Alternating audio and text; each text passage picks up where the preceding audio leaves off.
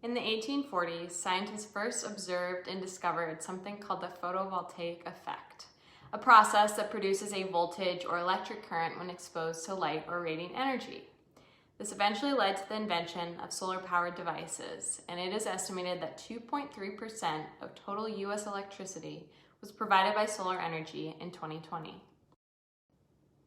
Solar energy is considered the cleanest and most abundant energy source and has significantly dropped in price over the last 5 years.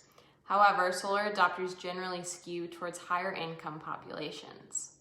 Low-income populations, on the other hand, are typically unable to afford or access solar power and face disproportionately higher energy burdens. Community solar, a newer concept, allows consumers to receive renewable energy from a larger community solar array versus a privately owned system. Community solar can be a source of clean energy in communities, improving renewable energy affordability and accessibility. To gain a deeper understanding of the benefits, considerations, and challenges of community solar and the opportunities for low-income participation, my MEM project focused on delivering renewable energy benefits to low-income customers and communities through the development of a DTE Energy low-income solar pilot. DTE Energy is one of Michigan's largest public utilities and is committed to exploring the opportunities for developing renewable energy projects at several scales and understands the vital role utilities play in the transition to a renewable future. The company has committed to being net zero carbon by 2050 and has set out to find numerous ways to utilize renewable sources.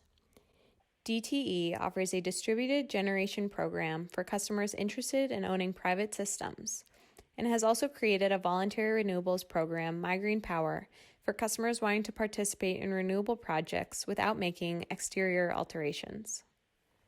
Recognizing that both of these programs require an additional cost, the implementation of the low-income solar pilot aims to reduce the affordability barrier to renewable energy access. My project focused on developing the framework for the pilot, which included extensive research, discussion, and analysis in order to create a structure that was feasible and generally agreed upon.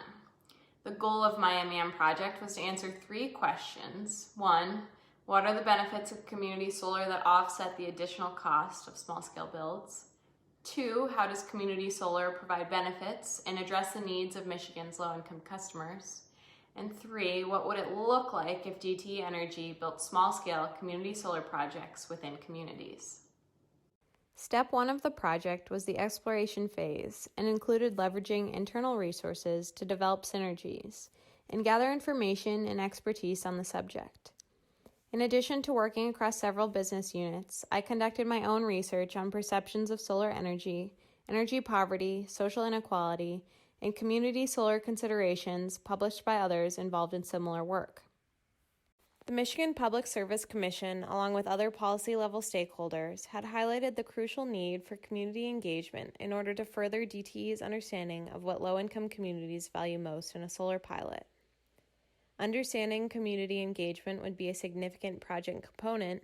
The exploration phase identified several key gaps and considerations, including the importance of developing a framework for what the pilot could feasibly look like before beginning community engagement efforts. Furthermore, Phase 2 of the project became the framework development portion, a complex and involved process that required significant analysis of research and considerations shared with us by several stakeholders.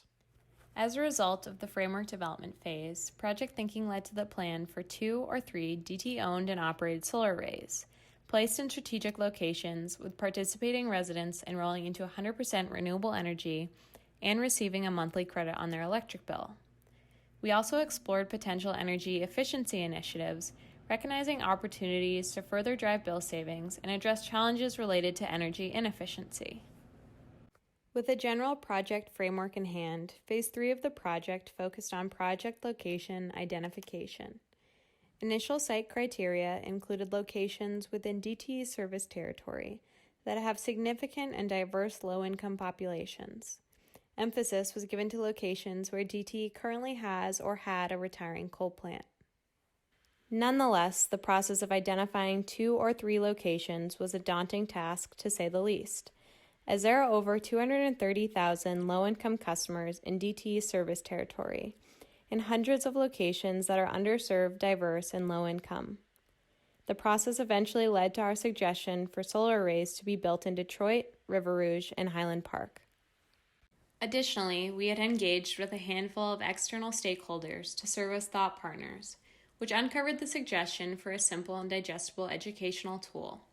So we created a Community Solar 101 guide that could be used in conversations with grassroots organizations, low-income communities, and individuals. The guide includes helpful definitions and sections that address possible misperceptions and concerns regarding community solar, as well as potential pilot impacts and benefits. Many of our recommendations and results from several months of research and time spent thinking through pilot fundamentals and logistics were used in developing the final settlement agreement that was published on April 14, 2021. The agreement states that DTE will conduct a low-income solar pilot, including reasonable efforts to construct and launch 3 projects with commercial operation dates in 2022 through 2024. The pilot will focus on delivering benefits to low-income customers and low-income communities. And in 2023 or 2024, DTE will analyze the data and then file a case in 2025 to either propose termination of the pilot, commence a low-income solar program, or suggest continuation of the pilot. A significant component included in the settlement agreement is the creation of a low-income solar council that will consist of 1 DTE electric representative, 1 external subject matter expert, 1 non-voting representative from the Michigan Public Service Commission, 1 representative from a nonprofit, and then 1 representative from Detroit, River Rouge, and Highland Park. Customer selection criteria, along with the number of low-income individuals participating, will be determined by the Council and the 3 pilot communities. Customers selected to participate in the pilot projects will receive monthly credits on their electric bill, anticipated to be between $25 and $30 each month. Aside from bill credits, the first project will not receive additional benefits. However, the second and third projects will. Participants in the second project will be required to agree to a free energy assessment, and participants in the third project will be required to receive and install a free energy data device and install the free DTE Insight app. It should be noted that additional benefits for the third project assume customers have Wi-Fi, a smartphone, and live in a housing unit where their meter is within 25 feet of the Wi-Fi router. And we cannot assume that all low-income customers, especially those living in multifamily homes and apartments, meet this criteria. This is a critical piece of the pilot and should be further explored to ensure inclusivity and feasibility. Several other requirements and conditions are included in the settlement agreement, thoroughly outlining an extensive and complex pilot project that I look forward to participating in as a key facilitator and leader. The process of researching, benchmarking, and facilitating numerous meetings and conversations with appropriate stakeholders created a crucial baseline understanding that in turn set me and the company up for what should be a successful pilot. Perhaps the biggest takeaway of this project lies behind the social capital and relationship building components. Community engagement is becoming a more common business practice before project implementation. The process of identifying community concerns and perceptions can reveal key concerns that, if addressed properly, can significantly influence the strength and success of a community solar project. Throughout this project, I have gained important skills and learned several lessons in regard to communication, education, and project planning and management.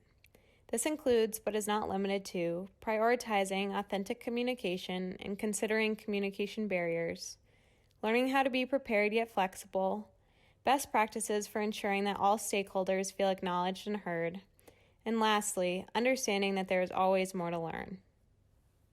This project would not have been possible without the support and participation from several key individuals, most notably my advisor, Dr. Kate Clark, my community sponsor, Michael Rivet, DTE Energy, and the MEM program. Thank you.